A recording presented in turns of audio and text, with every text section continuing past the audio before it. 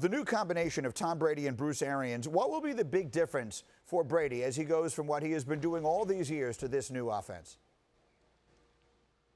Yeah, Greeny, this isn't a knock on Bill Belichick. Obviously, he's one of the best, if not the best, to do it. But Bruce Arians has some very unique skills when it comes to how he works with people. We've already talked so much about the X's and O's combination of Arians and Brady, but we really haven't talked about the personal connection that they're about to have. And right now, they've only been able to do that through Zoom, through phone calls, text messages. But when these two get together, which is going to be in about 6 weeks when training camp starts, I think you're really going to see their connection take off. Bruce Arians doesn't just pride himself on having a personal connection with his quarterback. He views himself as a pseudo-psychologist. That's what he gets from all his years spent bartending, in which he analyzed people constantly, understanding what buttons to push, really listening to them pour their hearts out over their day's worth of problems and things like that. He views that. He views himself as a pseudo-psychologist and understands that that's very much what he's going to be doing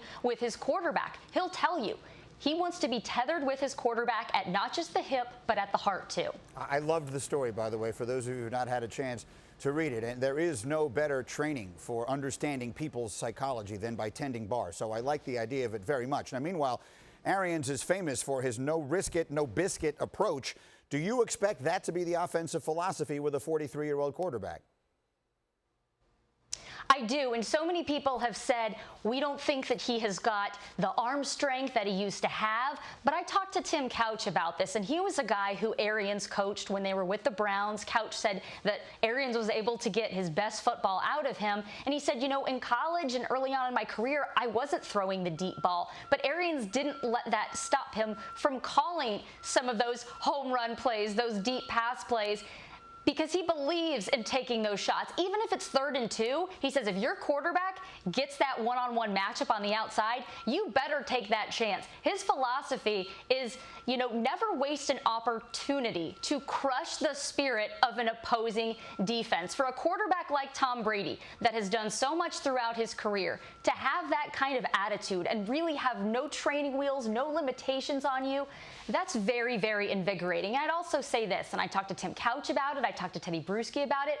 They really think that what we saw from Brady in recent years in New England was more a function of working with all those slot receivers, as opposed to guys like Randy Moss, who he had earlier in his career. And he's going to get that with Mike Evans and Chris Godwin. Oh, and of course, Rob Gronkowski. All right, it'll be very interesting to watch. Jenna, thank you very much. And again, the piece is up on ESPN.com right now with a bunch of the detail particularly about the relationships that Arians has created. Now, along these lines, I want to show you something Warren Moon said yesterday, because Moon is a guy who played into his 40s and is one of the great quarterbacks of all time.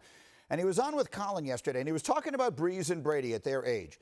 And he said this. He said, I can see, especially later in the season, and you can see this with Drew Brees, their arms don't have the same pop at the end of the season they had early in the year.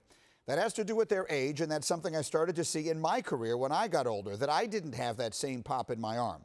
A lot of it has to do with your legs because you've just become fatigued over the course of the whole season. Isn't that interesting? Jeff Saturday, I'm going to start with you again here because you played with Peyton Manning later into his career, and I just wonder what you saw from that, because Brees is a guy who was putting up MVP caliber numbers through 12 or 13 weeks 2 seasons ago, and then we saw the drop-off. Do you expect to see that drop-off in Brees and Brady late this season? I do not expect it. I mean, I'll be honest with you. I understand what Warren Moon is saying about in his career and what was going on. I think the way they treated quarterbacks back then was completely different, right? So the fatigue and the physical beating that he took on his body was much stronger than, or a lot worse than what those guys are facing now. So if I look at it from my perspective right now, I would tell you Tom Brady, it's more of are they five passes, or are they going to make sure they're controlling how many throws he has? He's on a fit count, lack of a better term. So as I'm looking at this, I would disagree a bit with Warren Moon. I understand the leg fatigue, the body, but I do think it's a different time of the game. All right, Jeff, thank you for that. Obviously, we're having a little difficulty with the audio there. We'll get that worked out. Lewis, the thoughts from you here. Do you agree with Warren that as this season wears on these older quarterbacks, that we will see their arms start to lose some of that pop? Yeah, look, Grady, I think you can't discount the fact, and you can't totally dismiss the fact that it's a possibility. When these guys are in rarefied and like uncharted territory right now. I mean, Tom Brady's 40+ years old, 43 years old. Drew Brees, 41 years old. I mean, these guys are now in a realm where many quarterbacks, or not many quarterbacks at all, have ever even ventured. And I think at some point in time, you have to be prepared for the fact that the wall will come. You can't every year just say, well, with the advances in nutrition and training and recovery, that you're just going to totally just take hundreds of years, of data and just kind of just flush it down the tube and say, hey, look, it doesn't matter how old you get.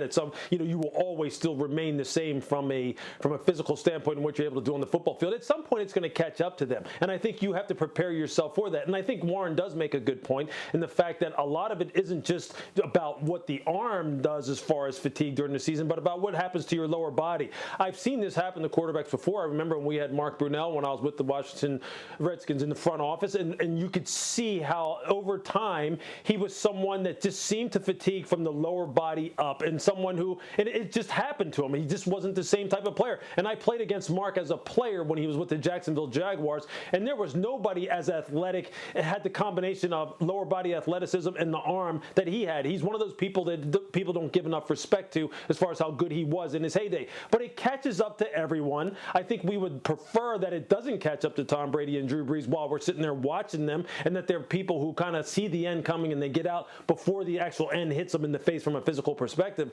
But don't discount what Warren said. This could happen, and it happens to every single player. You can't play forever. You just hope that these guys are able to foreshadow that and see that coming, and they get out before it actually happens, so we don't have to be talking about the fact that, man, these great quarterbacks have hit the wall and they've kind of played a little bit too long. Thank you for watching ESPN on YouTube. For live streaming sports and premium content, subscribe to ESPN+.